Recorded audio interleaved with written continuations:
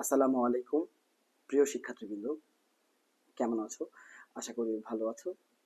Technical আহমের পক্ষ থেকে আমি আছি মনির স্যার তোমাদের সাথে। তো আজকে আমি যেই সাজেশনটা দিতে যাচ্ছি এটা হচ্ছে সোশ্যাল সায়েন্সের সাজেশন। তোমরা জানো যে তোমাদের যারা কুষ্টিয়া পলিটেকনিকে পড়ছো তারা জানো যে তোমাদের অলরেডি মিড টার্ম পরীক্ষা আবার শুরু হয়েছে।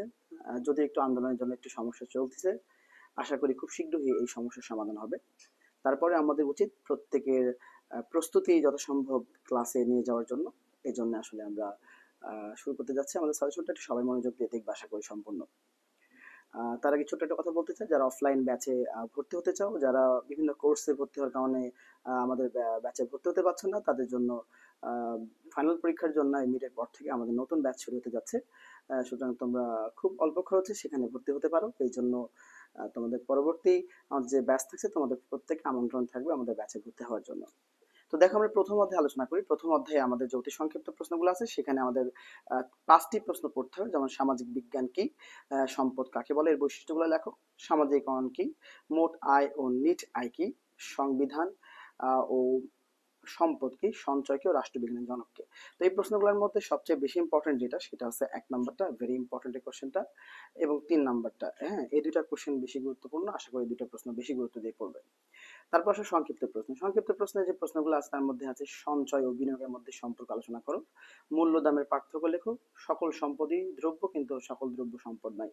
এই তিনটি কোশ্চেনের মধ্যে এক এবং দুই নাম্বার যে কোশ্চেনটা আছে এই দুটা খুব ভালো করে গুরুত্ব সহকারে পড়বে।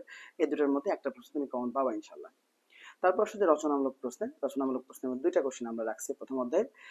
যে সমাজ জীবনের প্রভাব বিস্তারকারী উপাদানগুলো আলোচনা করো, একজন ডিপ্লোমা ইঞ্জিনিয়ারের সামাজিক বিজ্ঞান পাঠের প্রয়োজনীয়তা উল্লেখ করো। তো এক নম্বর যে কোশ্চেনটা এটা ভেরি গুরুত্বপূর্ণ, এটা বেশি গুরুত্ব সহকারে পড়বে। আসলে দ্বিতীয় অধ্যায় কোশ্চেনের কথা বলি আমরা। দ্বিতীয় অধ্যায়ে আছে অতি সংক্ষিপ্ত প্রশ্ন, সেখানে আছে সুনাগরিক কাকে বলে, অধিকার কি, সামাজিক অধিকার বলতে কি বোঝায়। এর মধ্যে প্রথম যে কোশ্চেনটা আছে এই কোশ্চেনটা সবচেয়ে বেশি গুরুত্বপূর্ণ, এই কোশ্চেনটা পরীক্ষা আসতে পারে।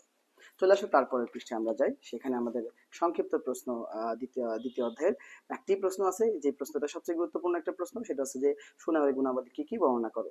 ঠিক আছে, আর রচনামূলক প্রশ্ন এই অধ্যায় নাই, সুতরাং এই অধ্যায়ে রচনামূলক প্রশ্ন পড়ার দরকার নেই। চলে আসবো তৃতীয় অধ্যায়।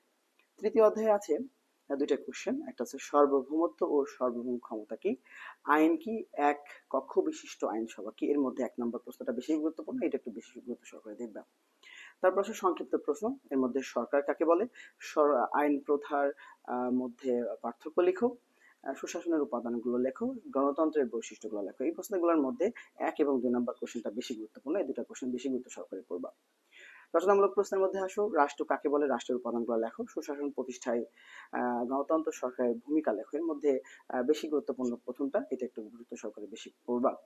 চতুর্থ অধ্যায় আসে, চতুর্থ অধ্যায় খুবই কম প্রশ্ন, খুবই শর্ট, একটি মাত্র অতি সংক্ষিপ্ত পড়বা, সামাজিক গণ কি, এর মাধ্যমগুলো লেখো। সমাজ সংক্ষিপ্ত প্রশ্নের মধ্যে আছে সামাজিক পরিবর্তনে শিক্ষার প্রভাব লেখো। দুটো প্রশ্নই গুরুত্বপূর্ণ, দুটো প্রশ্নে মনোযোগ দিয়ে পড়বে। তারপর চলে আসে আমাদের নেক্সট অংশ যেটা আছে সেটা হচ্ছে যে আমাদের রচনামূলক প্রশ্ন। রচনামূলক প্রশ্নের মধ্যে আছে চতুর্থ অধ্যায়ে যে সামাজিক নিয়ন্ত্রণে গুরুত্বপূর্ণ বহন সম্পর্কে আলোচনা করো। যদি এই প্রশ্নটা অতটা গুরুত্বপূর্ণ না, তাও আমি বলবো পড়ে যাইতে। আসলে পঞ্চম অধ্যায়। পঞ্চম অধ্যায়ে চারটি অতি সংক্ষিপ্ত প্রশ্ন আমি দিয়েছি।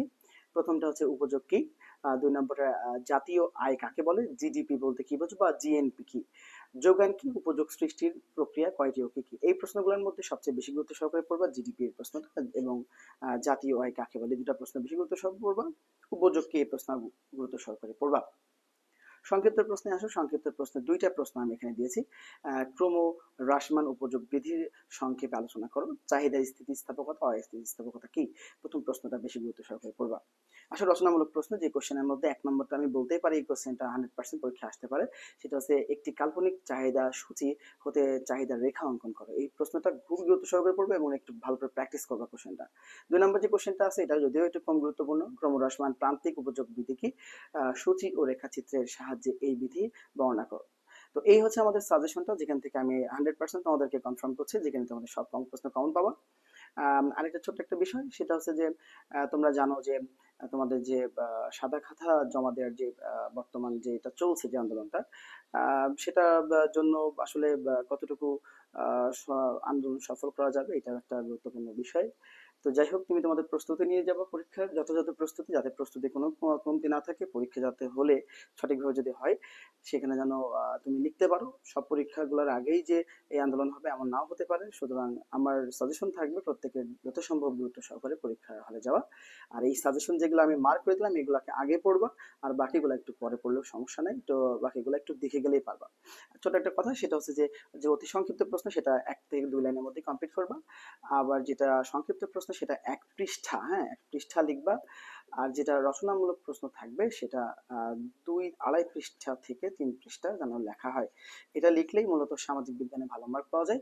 আর মনে রাখবা যে সামাজিক বিজ্ঞান যে খাতাটা দেখাও সেখানে মূলত পৃষ্ঠা গুণে দেখার যে প্রবণতা সেটা স্যাররা একটু বেশি ফলো করে।